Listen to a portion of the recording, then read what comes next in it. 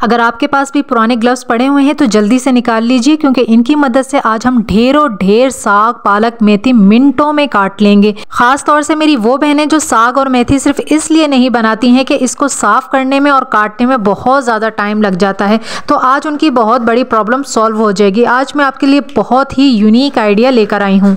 अस्सलाम वालेकुम friends, welcome back to my channel tips and tricks with Hina. I hope कि आप सब खैरियत से होंगे। तो सबसे पहले हम प्याज के बारे में बात कर लेते हैं। अगर आप गली सड़ी प्याज अपने घर लेकर आ गए हैं, आपको मजबूरन ये लेकर आनी पड़ गई है, महंगाई क्योंकि बहुत ज़्यादा हो गई है, तो हम इसको किस तरह से स्टोर कर सकते हैं, मज़ीद ख़राब होने से इसको किस तरह से बचा सकते हैं, तो चलें देख लेते हैं। जैसा कि आप जानते हैं कि सर्दी बहुत ज़्यादा बढ़ती जा रही है और हाल ही में कुछ इलाकों में काफ़ी ज़्यादा बारिशें भी हुई हैं। बारिशों के मौसम में अच्छी और साफ़ सब्ज़ी आपको बहुत मुश्किल से मिलेगी, और अगर मिल भी गई तो उसके रेट इतने हाई होंगे कि बंदा सोच में पड़ जाए। मुझे जो प्याज मिली है मार्केट से वो है गीली प्याज, और क्योंकि यहाँ पर काफ़ी ज़्यादा बारिशें हुई हैं हाल ही में, तो खुश्क प्याज बिल्कुल भी मार्केट में नहीं थी, गीली ही प्याज मुझे मजबूरन ख़रीदनी पड़ी। बहरहाल ये प्याज लेकर तो आ गए, लेकिन आप देखें कि काफ़ी ज़्यादा जो इसके पत्ते हैं ना वो गले सड़े हुए हैं। काफ़ी ज़्यादा छांटने के बाद ये प्याज मिली है और दुगने रेट पर मिली है, तो खैर इस्तेमाल तो करना ही है। तो ऐसी प्याज अगर आप लेकर आ गए हैं तो इस प्याज को हम किस तरह से स्टोर करेंगे और बाकी प्याज हमारी ख़राब ना हो, दूसरी प्याज ख़राब ना हो, या जो प्याज गली सड़ी हुई है वो अंदर तक ना गल सड़ जाए, इसके लिए हमें क्या करना चाहिए, हम अपनी प्याज को किस तरह से स्टोर कर सकते हैं। अगर आप गीली प्याज लेकर आ गए हैं तो आप देखेंगे कि बाज़ दफ़ा ऊपर से इसके जो छिलके हैं वो बिल्कुल ठीक होते हैं, लेकिन अंदर से काफ़ी ज़्यादा गले हुए होते हैं। गीली प्याज की बात कर रही हूँ। और बाज़ दफ़ा ऐसा होता है कि ऊपर से इसके जो छिलके हैं वो काफ़ी ज़्यादा गले हुए होते हैं, लेकिन अंदर से ठीक होती है।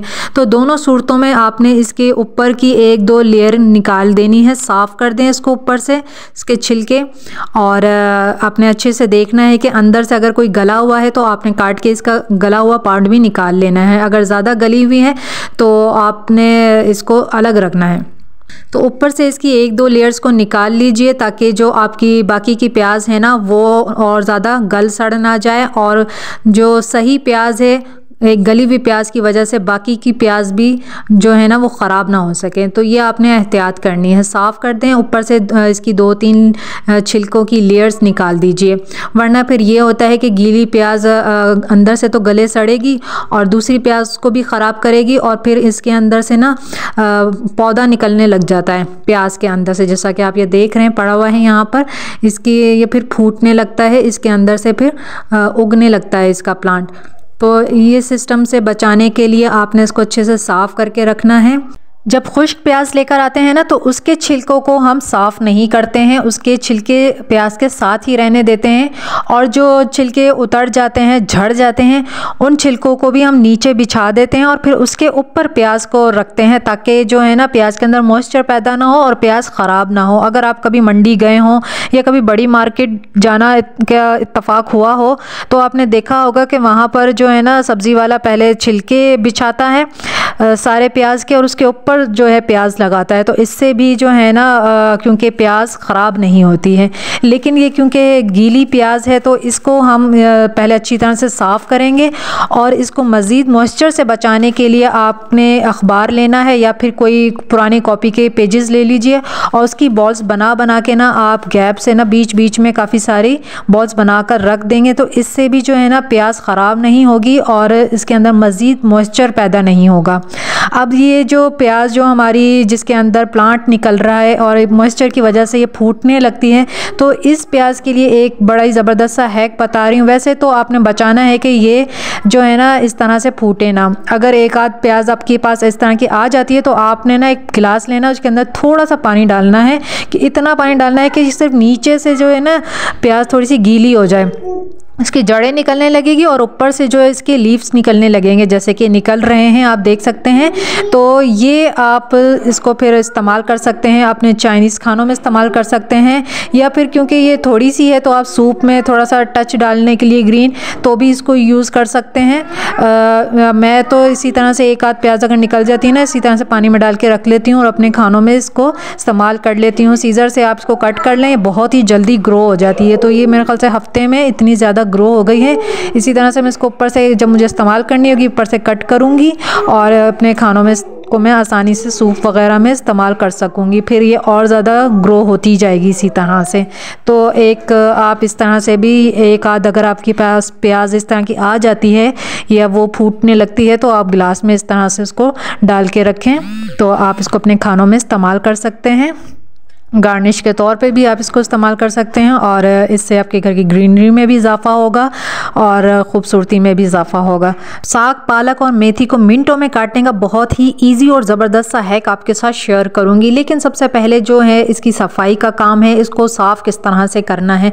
तो मेथी के अंदर भी बहुत ज़्यादा घास की टहनियाँ होती हैं, येलो लीव्स होते हैं, इसके अपने जो फूल होते हैं येलो, उसको भी साफ़ करना बहुत ज़्यादा ज़रूरी होता है। ज़्यादा प्रॉब्लम सर्दी की वजह से होती है क्योंकि सर्दियों में हर चीज़ की तरह सब्जियां भी बहुत ज़्यादा ठंडी लग रही होती है। तो फिर एक एक पत्ता तोड़ना, साग की सफाई करना, पालक साफ़ करना, फिर इसकी कटाई करना काफ़ी ज़्यादा टाइम टेकिंग काम है और जो हाथ है ना वो बिल्कुल फ्रीज़ हो जाते हैं। अब मैंने सिर्फ इसकी जो घास फूस है ना सिर्फ वो ही निकाला था, उसमें मेरे हाथ फ्रीज़ हो गए, बिल्कुल ठंडे यक हो गए कि मैं सोच रही थी कि अब ये इतना सारा जो सब्ज़ी है इसको किस तरह से काटेंगे। तो इसके लिए ना एक हैक कर लेते हैं। यहाँ पर भी आपने जल्दी से जो अगर आपके पास पुराने ग्लव्स हैं ना आप वो उठाएं और उनको पहन लीजिए और इससे जो है ना अब आप आसानी से इसको साफ़ भी कर सकेंगे और काट भी सकेंगे। अब जो आता है मेथी साफ़ करने की बात, तो मेथी का एक एक पत्ता हम इस तरह से साफ़ करते हैं, इसमें तो भाई काफ़ी ज़्यादा टाइम लग जाता है। तो मैं तो इस काम को जल्दी जल्दी से निपटाने वाली हूँ। इसके लिए मैं एक कोई भी टोकरी ले लूँगी और इसके सुराख में मैं मेथी की टहनी डालूँगी और उसको खींच लूँगी। बस इतना ही करना है और जो मेरी मेथी के पत्ते हैं वो टहनी से अलग हो जाएंगे। अब एक एक पत्ता तोड़ेंगे उसमें तो काफ़ी ज़्यादा टाइम लग जाता है। तो मुझे तो भाई ये वाला जो है ना हैक वो ज़्यादा इजी लगता है। हो सकता है बहुत से लोगों को इसमें ज़्यादा देर लगती हो, लेकिन आप इसको पहले ट्राई करें फिर अपना फीडबैक दिया करें। ऐसे नहीं कि बस आप जज कर लेते हैं नहीं इसमें तो बहुत टाइम लगेगा। इसमें बिल्कुल भी टाइम नहीं लगता है, सिर्फ आपने टहनी को सुराख में डालना और खींचना है। बताएं इसमें कितना टाइम लगेगा? मेरे ख्याल से तो आपका ये वाला काम जो है ना मेथी साफ़ करने का मिनटों में हो जाएगा। आगे मैं आपके साथ पालक और मेथी को तेज़ी से काटने का तरीका भी शेयर करूंगी। मेथी तोड़ने का ये तरीका मैं आपके साथ पहले भी शेयर कर चुकी हूँ और उस वीडियो को आपने इतना ज़्यादा पसंद किया है, इतना ज़्यादा प्यार दिखाया है उस वीडियो को कि वो वीडियो मेरी 1.5 लाख पर पहुँचने वाली है माशाल्लाह से। तो आप सबका बहुत ज़्यादा शुक्रिया इतने अच्छे व्यूज़ देने के लिए और इतने प्यारे प्यारे कॉमेंट्स करने के लिए। कुछ कॉमेंट्स तो मुझे इस तरह के भी वसूल हुए कि जिन्होंने कहा कि हम मेथी और पालक से और साग सिर्फ इसलिए नहीं काटते पकाते कि उसे काटने और साफ़ करने में बहुत ज़्यादा टाइम लग जाता है, और आपकी इस वीडियो से हमारी बहुत बड़ी प्रॉब्लम सॉल्व हो गई। और बहुत से लोगों ने ये भी कहा कि इस तरीके को तो हम पहले से ही ट्राई कर रहे हैं। तो ये तो बहुत अच्छी बात है कि आप पहले से फॉलो कर रहे हैं, यानी ट्राइड एंड टेस्टेड है ना फिर तो ये।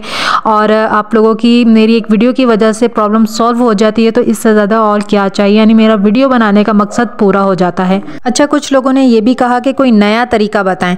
तो नया तरीका उन लोगों के लिए यह है कि डायरेक्ट गड्डी उठाएं, पीछे से टहनियाँ काट दें और बारीक बारीक काटते हैं, लेकिन फिर उसमें घास फूस आ जाएगा। अब इससे ज़्यादा आसान कोई तरीका नहीं है। पालक और साग को आप तेज़ी से काट सकें उसके लिए ये मैंने एक टूल बनाया है। छुरी ली है और प्लास से उसको इस तरह से पकड़ लिया है, प्लास खुले ना और हिले ना उसके लिए एक रस्सी को बांध दिया है।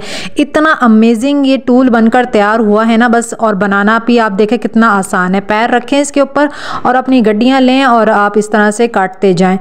कोई आपको टाइम ही नहीं लगेगा साग और पालक को या फिर मेथी को काटने में। मिनटों में आपका ये काम हो जाएगा। सिर्फ आपको ये टूल बनाना है और टूल भी इतना आसान बता दिया आपके लिए कि जो आपका काम है ना वो बहुत ही ज़्यादा आसान हो जाएगा। आप देख सकते हैं कि ग्लव्स पहन के मैं आसानी से जो पालक है ना वो काट रही हूँ, मुझे बिल्कुल भी प्रॉब्लम नहीं हो रही है। आप सर्दी से भी बचेंगे और जो आपका काम है ना वो भी मिनटों में हो जाएगा। पुराने ज़माने में इस तरह का एक टूल आता था, दांतरी कहते थे पता नहीं उसको सही मुझे नहीं पता, उससे काटते थे। पालक और साग और सारी सब्जियां इतनी आसानी से उससे कट जाती थी, टाइम ही नहीं लगता था। और ऐसा भी नहीं होता था काट काट के आपके हाथ दर्द हो गए हैं या आपके अंगूठे पे कट्स पड़ गए हैं। तो वही मैंने पुरानी रिवायत को ही फॉलो किया है और बस थोड़ा सा माइंड चलाते हुए प्लास्टिक पे छुरी को इस तरह से फिक्स कर लिया है।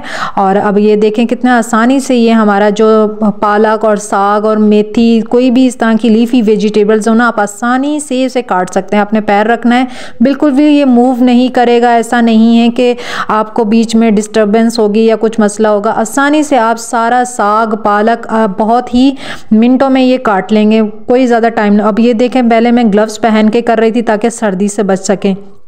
अब क्योंकि मेथी क्योंकि छोटी छोटी होती है तो उसके लिए मैंने ग्लव्स उतार लिए। ग्लव्स उतार के कर लें या पहन के कर लें।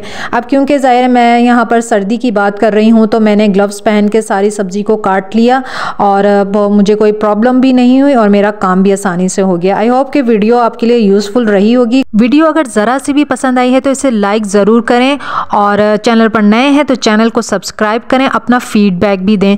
Thanks for watching, take good care of yourself. अल्लाह हाफिज़।